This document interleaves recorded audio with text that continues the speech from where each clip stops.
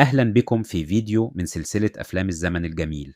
النهاردة هنتكلم عن فيلم ملك البترول، بطولة إسماعيل ياسين، إخراج حسن الصيفي، وتأليف أبو السعود الإبياري. قصة كوميدية اجتماعية عن طبيب بيطري بيحاول يعيش في القرية وعنده أرض صغيرة. نبدأ بحسونة. طبيب بيطري رجع قريته عشان يفتح عيادة للبط والوز والحمير. عنده شوية فدادين على قده وعايز يعيش مع أمه وأخته نعسة اللي مش بتنام خالص، لكن الدنيا مش سايباه في حاله. ليه؟ عشان طلع عنده جار اسمه عبد المتعال بيه، راجل بيه بس عينه على كل حاجة مش بتاعته. بيشوف أرض حسونة ويقول شميت ريحة بترول، والواد غلبان مش فاهم أي حاجة. وسط الزيت والبترول حسونة بيقع في حب سلوى بنت عبد المتعال، ويقرر يخطبها. بس عبد المتعال يرد عليه: موافق بس تتنازلي عن الأرض الأول.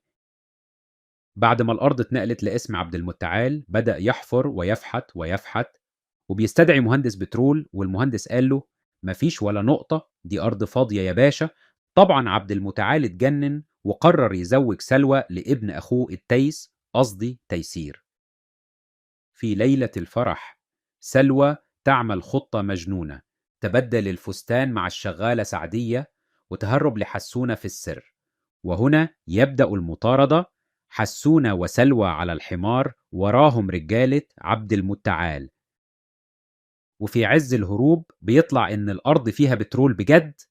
المهندس يرجع ويقول لعبد المتعال مبروك يا باشا، لقينا زيت. البيه يتجنن، وساعتها يوافق على جواز سلوى وحسونة فورا. وحسونة يرد عليه: أنا مش عايز بترول، أنا عايز سلوى بس. فيلم ملك البترول بيورينا إن الحب أقوى من الطمع، وإنك ممكن تبقى دكتور بطة وتتحول لملك بترول في ساعتين بس. إسماعيل ياسين كالعادة ما ينفعش تزهق منه، كل مشهد فيه نكتة وكل نكتة فيها عبقرية. لو ضحكت دوس لايك. لو بتحب إسماعيل ياسين اعمل سبسكرايب. ولو عايزني ألخص فيلم سيب لي تعليق. وسلام يا زعماء البترول.